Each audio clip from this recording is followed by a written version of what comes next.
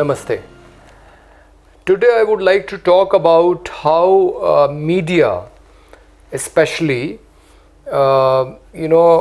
creates a hysteria around war whenever there is a conflict, as we saw recently between India and Pakistan, and how an atmosphere of warmongering and jingoism is created so that people's thinking is colored. There are people who do not support war, but they are reduced in such a minority that they are afraid to speak out, because as soon as you speak against the war, then your loyalty to your country is questioned. So today I would like to talk about the peace efforts on both sides during this war. We of course were having online meetings. There was a meeting on 7th of May with Pakistani activists. It went on for 2.5 hours. There were about 100 people from both sides, because 100 is the limit that a Zoom link allows, and there were more people wanting to join. Bina Sarwar, a famous journalist of Pakistan who is now settled in Boston, moderated the session. Among the speakers included Professors Parvez Hoodboy and A.H. Nair, both of whom have taught physics at Quaid-e-Azam University in Islamabad. There was Professor Riyaz Sheikh from the Shahid Bhutto Institute of Science and Technology. And then there were Shima Kirmani, the famous Bharatnatyam dancer and theatre personality from Karachi, Saida Deep, peace activist from Lahore, Taira Abdullah, peace activist from Islamabad, and a few more speakers. And then of course there were Indian speakers like Anand Patwardhan and Admiral Ramdas's wife Lalita Ramdas, who have been part of peace efforts since both Admiral and his wife have been part of peace efforts since nuclear testing was done in 1998. Because when we took out the peace march from Pokhran to Sarnath in 99, they came at two places to support us. This peace march of 88 days and 1,500 kilometers was for nuclear disarmament, for global nuclear disarmament. And Admiral Ramdas came in Jaipur and said that this weapon is not a weapon of war, but it is a weapon of mass destruction. And then they also came towards the end and walked with us from Varanasi to Sarnath.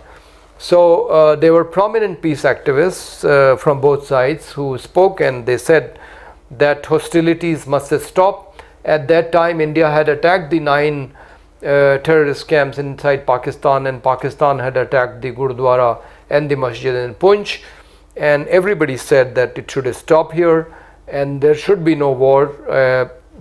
There should be peace, there should be dialogue between the two countries, and similar such sessions have been organized.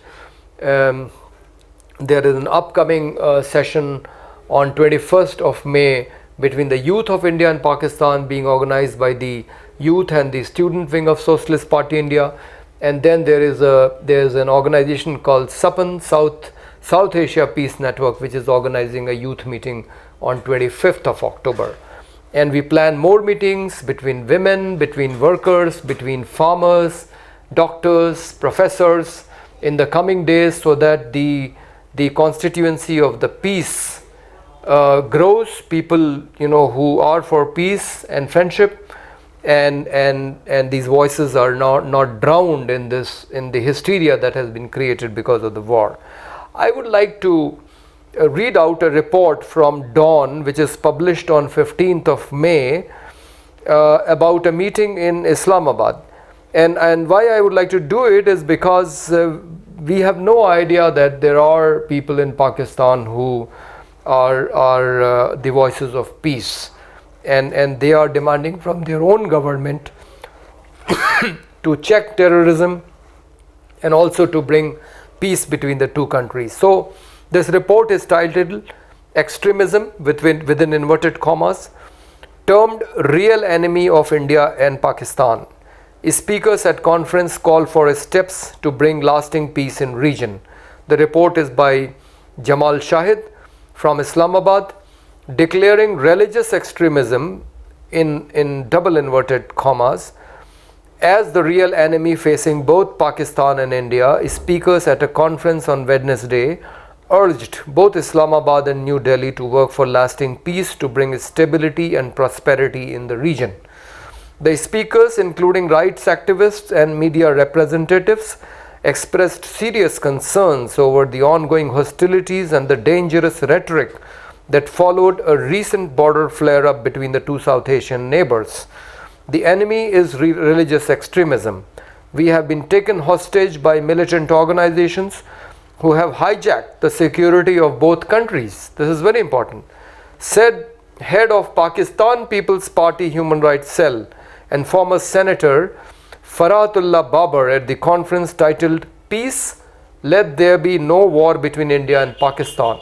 So that is the title of the conference, imagine, in Islamabad, hosted by Shahid Bhutto Foundation. This is the organization which is organizing it.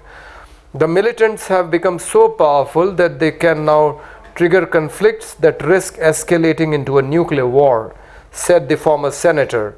Human Rights Commission of Pakistan, HRCP, Secretary General Harris Khaliq described war as a profitable business for arms manufacturers. Whether it is in Ukraine or Pakistan and India, it is the same companies profiting from bloodshed, he said. Mr. Khaliq stressed that Kashmir was not just about land or water rights, it was about the people of Kashmir, whose voices remained excluded from decision-making processes. Prominent activist Tahira Abdullah called for an international investigation, preferably under the United Nations, into the Pahalgam incident, seen as a flashpoint in the recent escalation. She warned that conflict could be used to justify increased military allocations in Pakistan's upcoming budget. Human rights activist and TV anchor person Muniza Jahangir referenced a New York Times report that indicated civilian casualties were higher than both governments had officially acknowledged. Out of the 43 reported deaths in Pakistan, 40 were civilians. In India, 5 soldiers and 30 civilians were killed, she said while quoting a foreign news report.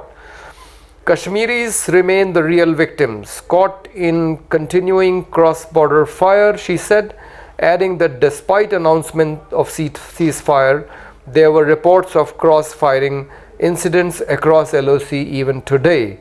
Ms. Jahangir criticized media's role in fanning hostilities, adding that the present conflict was rooted in masculine pride and it was depressing for youth. Rights activist and academic Farzana Bari was of the view that biggest victims of the conflict were civilians, especially women and children. She regretted when the media was only focused on downing of planes and destruction of bases and military equipment in both sides.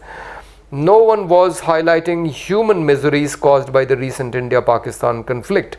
The only reasonable statement in this period came from the military itself, calling war between two nuclear nations stupidity and absurd, she said. This is important.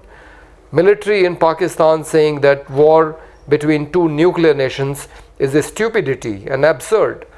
She highlighted the patriarchal nature of militarism, lamenting the toll it took on human life, particularly in Kashmir. This is the moment to push for peace, not escalate tensions. Even Indian peace activists are speaking out against war, she said. Senior journalist Azaz Sayed echoed concerns about deliberate attempts to derail peace initiatives, which he warned were ultimately more damaging for Pakistan. Giving historical references, he said, history showed whenever efforts were made to improve ties between the two neighbors, a terrorist attack took place to derail the process. CEO of the Shahid Bhutto Foundation, Asif Khan, pointed out that while Europe had resolved most of its historical conflicts, the South Asian region is still struggled with unresolved issues. Now, this is a wonderful report in Dawn, but my question is, how many reports like this do we see in Indian mainstream media? We organized a 2.5 hour discussion online. There were journalists present in that discussion, but it was hardly reported. Similarly, there was a protest in Lucknow, demonstration on 12th May, where 30-40 of us on behalf of Socialist Party India, we held an anti-war demonstration. Our placard said that Kashmir and terrorism can only be solved by peace and friendship between India and Pakistan. The main banner read Yudh Nahi Buddh Chahiye, because it was Buddha Purnima, which means we want peace, not war, because Buddha stands for reason, for peace, for compassion. Therefore, we chose that day to hold a demonstration. But except for 2 or 3 small portals, none of the main media came, and no question of reporting. So my complaint is that if we will read reports only of conflict and hysteria and warmongering and Tiranga Yatras and so on, when is the thought of peace going to occur to us if we don't read about it? So it is very important that media becomes responsible, and if the media starts highlighting the peace reports, the initiatives for peace being taken from both sides, I am sure the ordinary well-meaning citizen of both countries would think twice before supporting any war or any effort which is in the direction of jingoism and warmongering. So we appeal to all, including media and common citizens, that we should promote efforts for peace and friendship between India and Pakistan, because that is the only path to go ahead if we want to solve the problem of Kashmir and if we want to get rid of terrorism. My friend Vishwatma, who is also known as Bharat Gandhi, associated with Voters Party International, in fact he founded that party, he has proposed forming an anti-war fund which will be used to promote such activities towards building peace and friendship between not just India and Pakistan, even globally, so that we have a world where we don't need any dangerous weapons. Nuclear weapons, chemical weapons, biological weapons must certainly be done with, but we should have a world like the European Union of today, where we don't need armies to defend our borders. Thank you.